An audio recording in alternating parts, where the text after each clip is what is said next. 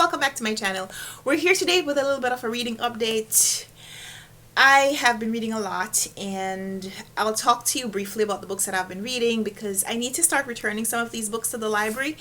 If you watched my video where I showed you my stacks of books that I have checked out from the library, you'll understand why I need to start returning books as soon as I finish reading them. So, a couple of books that I have been reading since the beginning of March include James and the Giant Peach by Roald Dahl. I read Matilda earlier this year, and this is my second book by Roald Dahl. This doesn't feel as charming, like immediately charming as Matilda, but to not compare the books and just to judge this on its own. It's really interesting. It's a really great story about children who are put into predicaments and how they escape through their own ingenuity, and there's a lot about this book that I really like. So again, like Matilda, little kid who the adults in his life are absent for one reason or another, or abusive, or just not nice people. So obviously the book is written for the child audience and child sympathizers. So we have James, who's living with his two aunts, and they are just extremely dismissive and abusive. And so one day a giant peach comes into his life, and it's about how he changes his life, changes his situation physically and literally because of this giant peach. And while it is about the peach, I also really love how James calls on his experience and education in other places to apply that knowledge to solve his situation and his problems right now. Just to see how he uses the resources that are available to him. Like, it's delightful. It's delightful. So, big fan of Roald Dahl's writings. So, I don't know too much about the controversy. I know that there's some issue about censoring Roald Dahl, and I guess I'm not there in the books yet. My experience with this author so far, I'm liking it, so I don't know. And then I finished James Baldwin's Go Tell It on the Mountain. This is James Baldwin's debut, and it is incredible. It's about a boy and the adults in his life, and we go back into their backstories and go a little bit into the past, explore who these people were before they have become the pious adults who are trying to tell him how to live his life based on where they are in the later parts of their lives. So we're reading about his parents. One is not a biological parent, and about his aunt, and about a woman who was in his father's life previously, and about a little bit about his grandmother. Yeah, so the book happens in a Pentecostal church in Harlem, and we're reading about this young boy, John, right on the cusp of his birthday. He's turning 14. Yeah, so he's 14, and his father is very involved in this church, and the expectation is that on the day when John turns 14, he's going to be saved. So it's like he goes into the church to await the call, and while he is there, the other members of his family, the adults in his family also come in, and they're having their reflections, and so we're learning about them in relation to who they are in John's life. It's fascinating. There's a lot of biblical references and biblical names for the characters. Those aren't always matching up with the Bible references, but it's so well written. This is my second James Baldwin for this year. Last month I read Giovanni's Room. Excellent. Go Tell It on the Mountain. Even more excellent. Considering this is a debut, like, oh my goodness. So good. So, if you aren't reading James Baldwin, like, go read his work. You could start with this. This is his debut, and you wouldn't be able to tell it. Like, I think about the fact that James Baldwin did not go to the Iowa workshop. Like, he didn't have a master of fine arts. Like, this is just him. This is him writing about his community. And there are some elements of this book that I think can be compared to elements in other books that I have read. Like I said, I read Giovanni's Room last month, and so comparing this with that, there's the same element of a boy fearing that when he expresses himself, expresses his identity, that he'll disappoint his father, the religious father. And a little bit about the absent parent versus the parent who's around and still doesn't do what they're supposed to do, or according to what the child wants anyway. And then there's the element that compares this to Beale Street. If Beale Street could talk. In both of these books we see young men being jailed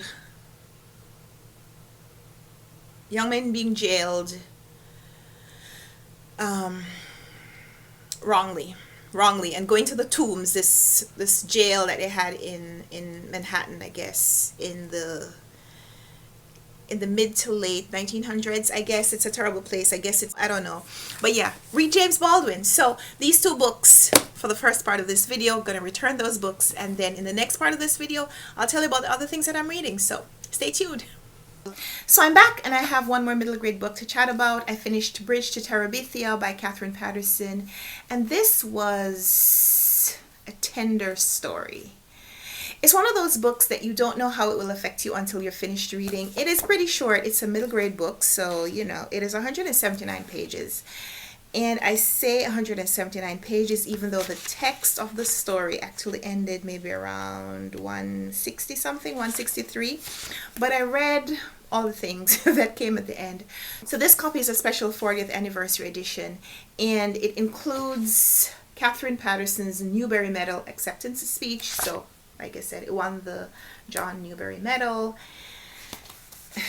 You could see why. Like, it's the kind of story that you could see how it would appeal to young readers, how it would reach children who may be struggling with things. So this one is about a little boy. He's not that little. How old is he? I think they're about 12. I don't remember. I think they're about 12 years old. Let me look for it while I speak. So he has been practicing all summer to run because he thinks that he's going to be the fastest runner in school. You know, kids run in categories, classes, depending on how old they are. So he's, I guess, in middle grade, middle school. And so the boy who was faster than him has now moved up to the next grade. And so he's pretty sure that he's going to be champion. And then someone moves in close to him and next door. And that person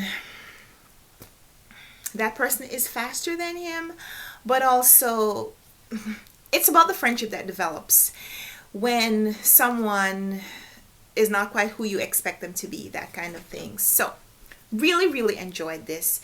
It's not the kind of book that has these standout pieces, but the whole thing comes together in the end to just be, that's the word, tender. Tender is the word that I'm using to describe this, because something happens that you are not prepared for almost in any way. Like, there is one little nugget of preparation that the author gives you a few pages before, but there's something that happens that it just kind of takes you by surprise, because you're like, really? But yeah, when I was finished reading this, I kind of wanted to go back and read it again. You know, there's this trend, there's this thing, I think on Book Talk, I guess, but I've seen it on YouTube Shorts as well. Books that you wish you could read again for the first time. I could definitely put this on my list. So yeah, finished Bridge to Terabithia by Katherine Paterson, middle grade books. So far this month, I have finished 3 things from middle grade March, or 2. Read James and the Giant Peach and that one. I don't know. I'm reading 4 or 5 things right now, and I'm up to my limits. So I want to start another middle grade book, but I can't yet. I have to finish one of these things first. So one of the things that I can't show you because I don't want to spoil. I can't show you the book because I don't want to spoil the experience, the suspense. I'm reading this book for the BookTube Prize, and I mean, you'd know that I'm reading it because it's on my Goodreads. So if you follow me on Goodreads, you'd know what I'm reading. Although I have a lot of other things on there that I'm currently reading. But in any case, I'm reading this book for the BookTube Prize. I'm judging the octafinals round, nonfiction category. And there's a book that I'm reading that is interesting, but it reads really slowly. Like, I wanna gloss over it, but I also want to just kind of focus on the details. So it's less than 300 pages. It is less than 300 pages of text, and I've been reading it now for over a week, and I read it every single day, and I'm not done. I'm not even halfway. That's how bad it is. I'm not even halfway. I am probably just, yeah, I'm probably just around halfway point. So that's how that's going. But you know what? I'm gonna try to finish it today. Today there are a little bit of flurries outside. Um, Not quite snow, but more flurries. And I think I'm just gonna stay in today, cook dinner, and cook dinner really early so that when I go pick up my daughter, all the things are done. And I'm gonna read. I'm gonna try to finish that book and maybe one other thing. I'm also buddy reading Death Comes for the Archbishop by Willa Cather. Buddy reading this with Patrice Jones. Hi, Patrice. And something funny happened. So the novel is in sections. You know how you have parts in a novel. This one comes in books. So we're reading book 1, and then we're supposed to read book 2, which is only 2 chapters. I didn't have a bookmark. I'm using this as a bookmark, just a ripped off card from a piece of junk mail. But I didn't have a bookmark in the book, so I put the book down, and then it's not that I forgot where I was, but I picked it up and just started reading the next book. Finished the 2 chapters, and I was like, I thought there were only 2 chapters in this book. Turned around to find out that I was reading book 3 when I hadn't yet read book 2. So I had to share that with Patrice, so I share that with you. So I am finished book 2, and I'm in the middle of book 3, even though I was reading ahead. I'm probably going to reread that. Really, really enjoying this writing. It's very atmospheric. It's very set in the present, and it's kind of historical fiction. Willa Cather is describing this man, Father Latour, who goes to work as the vicar, apostolic vicar to New Mexico, and this is in the 1850s. And a lot of the stories that are being incorporated here are of real people and real events. Like, you can read the Wikipedia entry on the shrine that was set up for Our Lady of the Guadalupe, and the real life person of Kit Carson, for whom Carson City was named, and who appears in this book. So it feels like historical fiction, but like Patrice was saying, I don't know how much details have to be real in order for it to be historical fiction. But what I really like about this, the New York Times,